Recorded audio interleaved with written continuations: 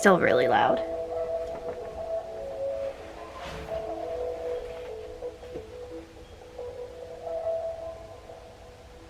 I think we usually put it at 8.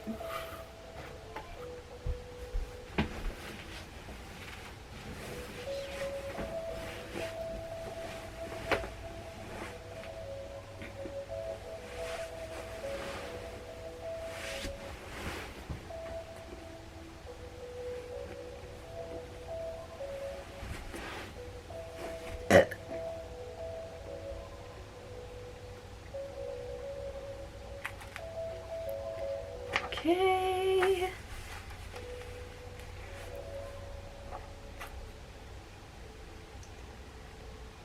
The princes, while wandering on, came one day to the town where Cherry and her mother lived, and as they passed along the street saw the fair maiden standing at the window, combing her long and beautiful locks of hair. Then each of the 3 of them fell deeply in love with her, and began to say how much he longed to have her for his wife.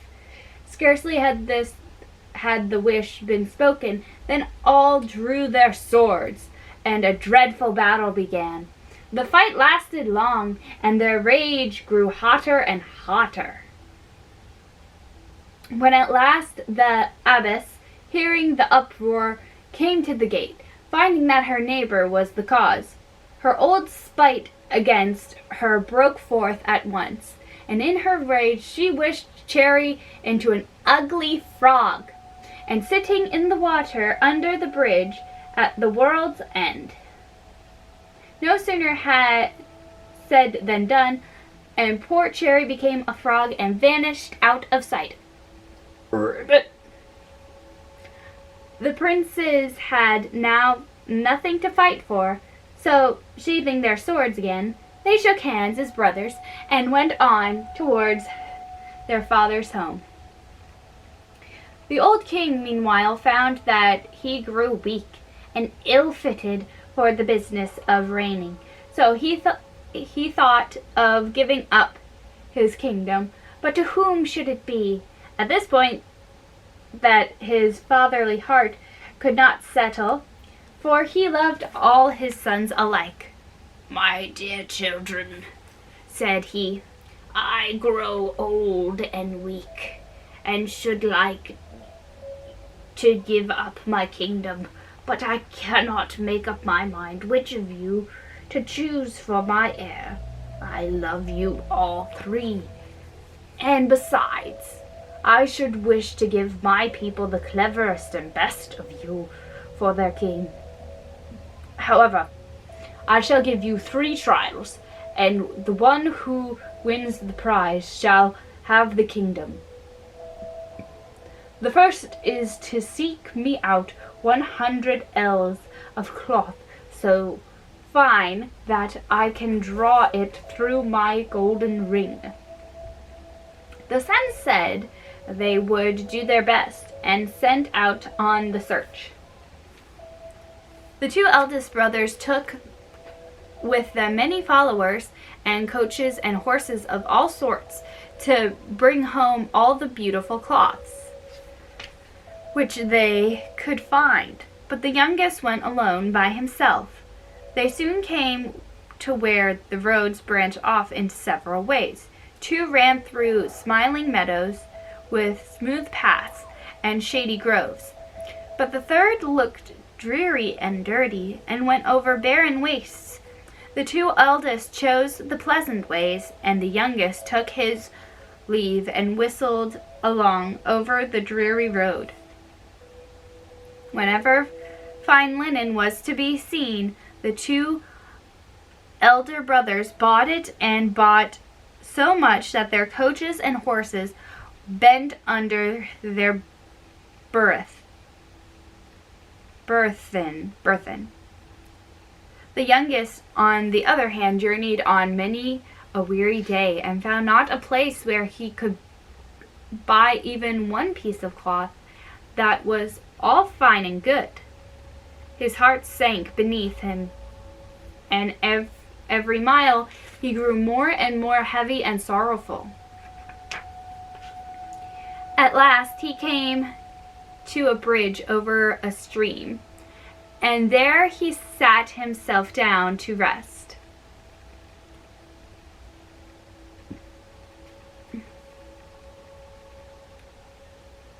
And sigh over his bad luck, when an ugly-looking frog popped its head out of the water and asked, with a voice that had not at all a harsh sound to his ears, what was the matter. The prince said in a pet, "Silly frog, thou canst not help me. Who told you so?" "Who told you so?" said the frog. Tell me what ails you." After a while, the prince opened the whole story and told why his father had sent him out. "I will help you," said the frog. So it jumped back into the stream and soon came back, dragging a small piece of linen not bigger than one's hand, and by no means the cleanest in the world in its look. However, there it was, and the prince was told to take it away with him. He had no great liking for such a dirty rag, but still there was something in the frog's speech that pleased him much, and he thought to himself, It can do no harm. It is better than nothing." So he picked it up and put it into his pocket and thanked the frog, who dived down again, panting and quite tired, as it seemed, with its work. The further he went, the heavier he found. To his great joy, the pocket grow. And so he turned himself towards trusting greatly in his good luck. He reached home nearly about the same time as that his brothers came up, with their horses and coaches all heavily laden. Then the old king was very glad to see his children again, and pulled the ring off his finger to try who had done the best. But in all the stock which the two eldest had brought, there was not one piece, a 10th part of which would go through the ring. Excuse me. At this they were greatly abashed, for they had made a laugh of their brother, who came home, as they thought, empty-handed. But how great was their anger when they saw him pull from his pocket that for softness, beauty, and whiteness was 1,000 times better than anything that was ever before seen. It was so fine that it passed with ease through the ring indeed. 2 such pieces would readily have gone in together. The father embraced the lucky youth, told his servants to throw the coarse linen into the sea, and said to his children, "Now you must set about the second task, which I am to set to you. Bring me home a little dog, so small that it will lie in a nutshell." His sons were not a little frightened at such a task, but they all longed for the crown and made up their minds to go and try their hands. And so after a few days they set out once more on their travels, and the crossways they parted as before, and the youngest chose his old dreary rugged road with all the bright hopes that his former good luck gave him. Scarcely had he sat himself down again at the bridge foot when his old friend the frog jumped out, set itself beside him, and before opened its big wide mouth and croaked out, "What's the matter?" The prince had this time no doubt of the frog's power, and therefore told what he wanted. "It shall be done for you," said the frog, and springing into the stream, it soon brought up a hazelnut, laid it at his feet, and told him to take it home to his father and crack it gently, and then see what would happen. The prince went his way very well pleased, and the frog, tired with its task, jumped back into the water. His brothers had reached home first and brought with them a great many very pretty little dogs. The old king, willing to help them all he could, sent for a large walnut shell and tried it with every one of the dogs, but one stuck fast with the hind foot out, and another with the head, and a third with the forefoot, and the fourth with its tail. In short, some one way and some another. But none were at all likely to sit easily in this new kind of kennel. When all had been tried, the youngest made his father a dutiful bow and gave him the hazelnut, begging him to crack it very carefully. The moment this was done, out ran a beautiful little white dog upon the king's hand, wagging its tail, fondled his new master, and soon turned about and barked at the other little beasts in the most graceful manner, to the delight of the whole court. The joy of everyone was great, and the old king again embraced his lucky son, told his people to drown all the other dogs in the sea, and said to his children, "Dear sons, your weightiest tasks are now over. Listen to my last wish. Whoever brings home the fairest lady shall be at once their heir to my crown." The prize was so tempting, and the chance so fair for all, that none made any doubts about setting to work, each in his own way, to try and be the winner. The younger was not in such good spirits as he was the last time, and thought to himself, The old frog has been able to do a great deal for me, but all its power must be nothing to me now.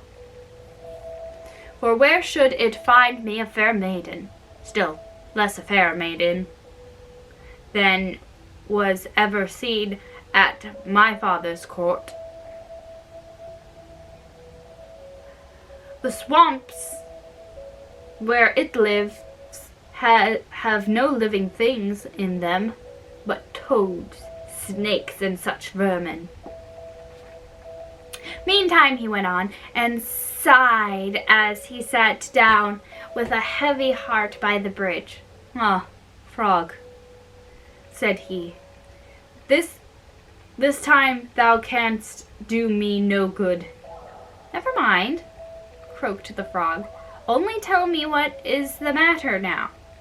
Then the prince told his old friend what trouble had now come upon him. "Go thy ways home," said the frog. "The maiden will follow hard after, but take care, and do not laugh at whatever may happen."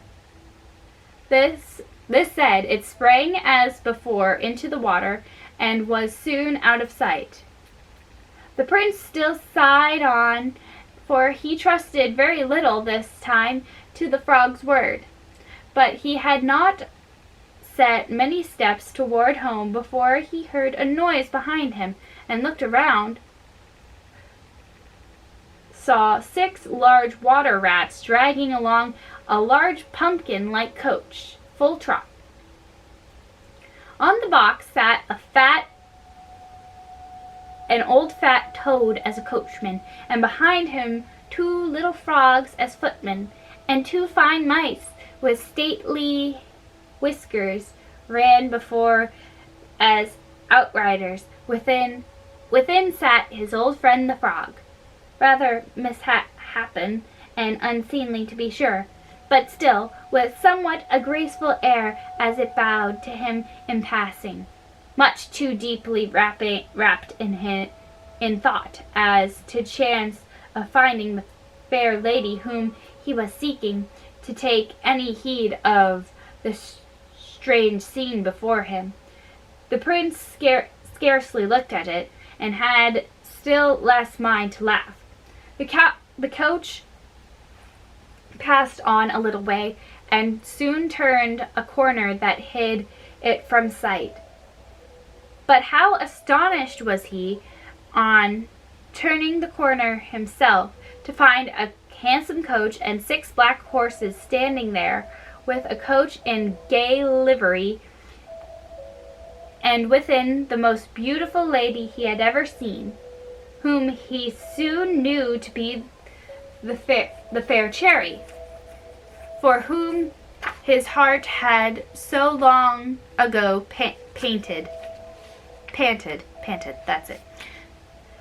As he came up, the servants opened the coach door, and he was allowed to sit himself by the beautiful lady.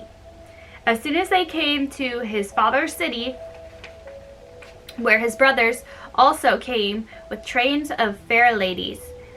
But as soon as Cherry was seen, all the court gave her with one voice the crown of beauty. The delighted father embraced his son and named him the heir to his crown, and ordered all the other ladies to be thrown like the little dogs into the sea and drowned.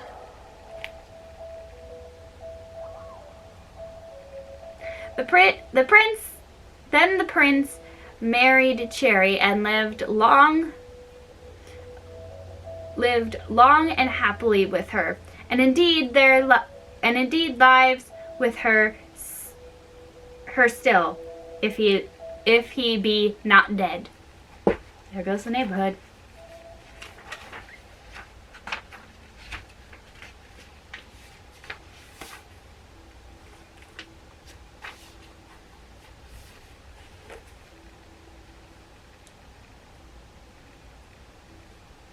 Mother Hole. A widow had 2 daughters. One of them was very pretty and thrifty, but the other was ugly and idle.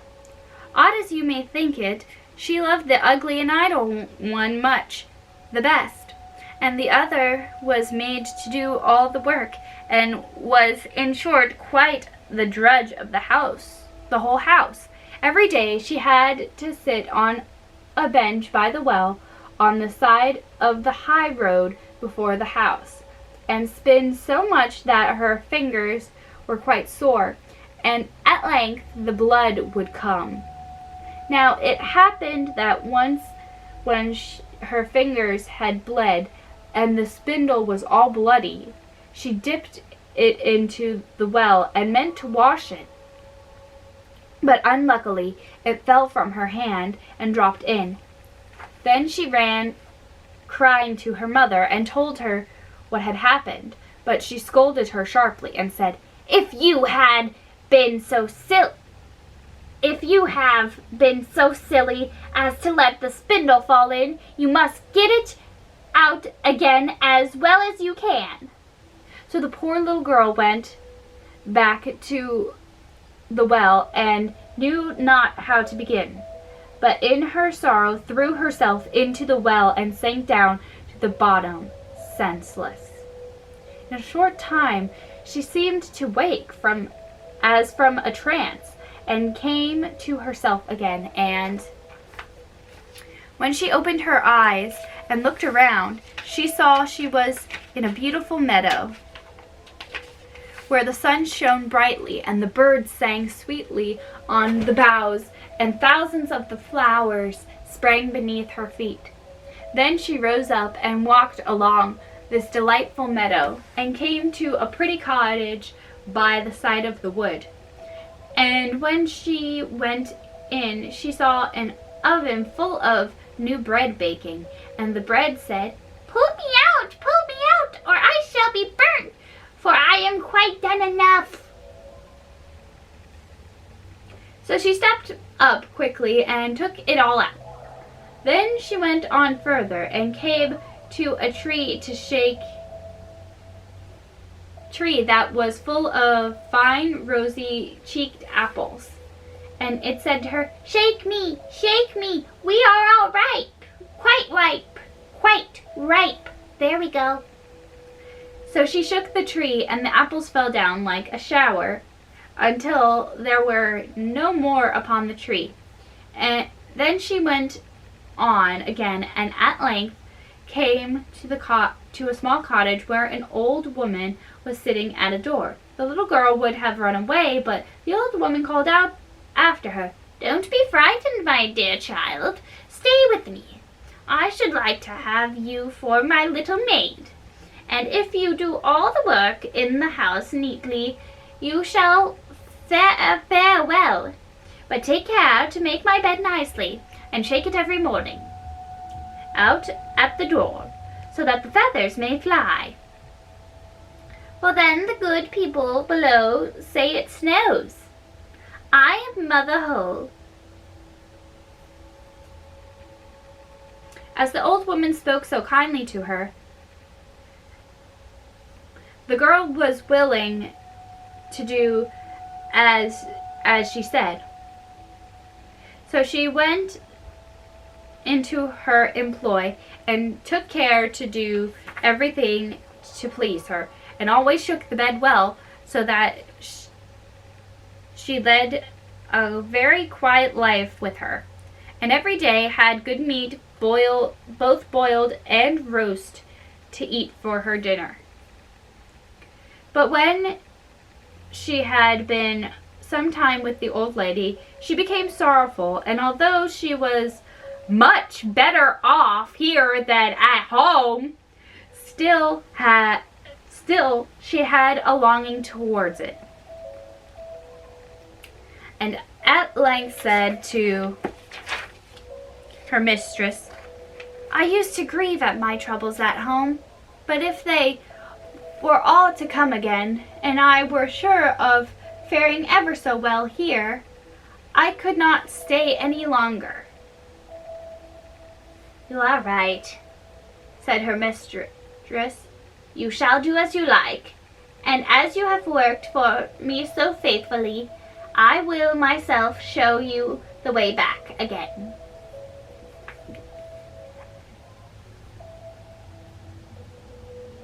Then she took her by the hand and led her behind the cottage, and opened a door, and as the girl stood underneath, there fell a heavy shower of gold, so that she held out her apron and caught a great deal of it.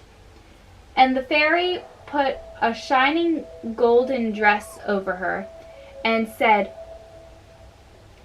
all this you shall have because you have behaved so well. And she gave her back the spindle too, which had fallen into the well, and led her out by another door. When it shut behind her, she found herself not far from her mother's house, and as she went into the courtyard, the cock sat upon the wellhead and clapped its wings and cried out, cock-a-doodle-doo! Our golden lady's come again! Then she went into the house, and as she was so rich, she was welcomed home. When her mother heard how she got these riches, she wanted to have the same luck for her ugly and idle daughter. So she too was told to sit by the well and spin, that her spindle might be bloody. She pricked her fingers with it, and when that would not do, she thrust her hand into a thorn bush. Then she threw it into the well and sprang in herself after it, like her sister. She came to a beautiful meadow and followed the same path. When she came to the oven cottage, the bread called out as before, take me out, or I shall burn. I am quite done enough. But the lazy girl said, "Pretty story indeed, just as if I should dirty myself for you," and went on her way. She soon came to the apple tree that cried, shake me, for my apples are quite ripe." But she answered, "I will take care how I do that, for one of you might fall upon my head." So she went on at length. She came to Mother Hull's house and readily agreed to be her maid. First day she behaved herself very well and did what her mistress told her, for she thought of the gold she would give her. But the second day she began to be lazy, and the third still more so, for she would not get up in the morning early enough, and when she did, she made the bed very badly and did not shake it so that the feathers would fly out. Mother Hull was soon tired of her and turned her off, but the lazy girl was quite pleased at that and thought to herself, "Now the golden rain will come." Then the fairy took her to the same door, but when she stood under it, instead of gold, a great kettle full of dirty pitch came showering upon her. "That is your wages," said Mother Hull, as she shut the door upon her. So she went home quite black with pitch, and as she came near her mother's house, the cock sat upon the well and clapped his wings and cried out, "Cock-a-doodle-doo! Only dirty girls come home again." Did I miss a page? No, that's how it ends. The water of life. Long before you and I were born, there reigned in a country a great way off a king who had 3 sons. This king once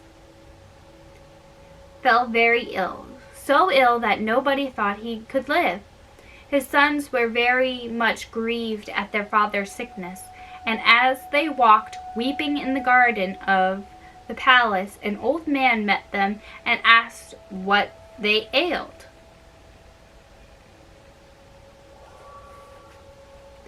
They told him their father was so ill that they were afraid nothing could save him. "I know what would," said the old man. "It is the water of life. If he could have a draught of it, he would be well again. But it is very hard to get." Then the eldest son said, "I will soon find it." Excuse me. And went to the sick king and begged that he might go in search of the water of life, as it was the only thing that could save him. "No," said the king, "I had rather die than place you in such great danger as you must meet within your journey." But he begged so hard that the king let him go, and the prince thought to himself, "If I bring my father this water, I shall be his dear son, and he will make me heir to his kingdom."